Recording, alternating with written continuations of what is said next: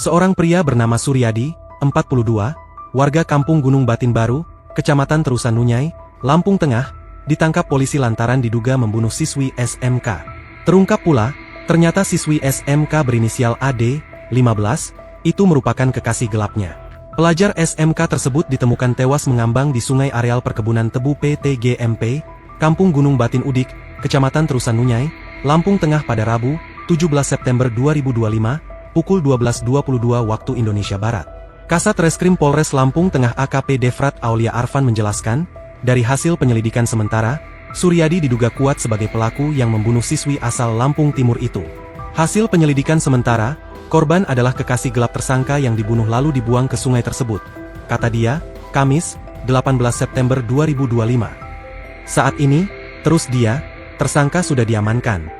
Polres Lampung Tengah juga masih melakukan penyelidikan lebih lanjut.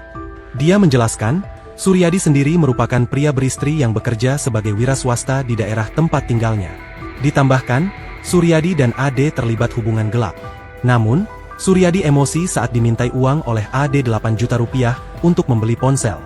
Defrat menuturkan, dari pengakuan tersangka, permintaan itu disampaikan AD saat keduanya bertemu di Lampung Tengah.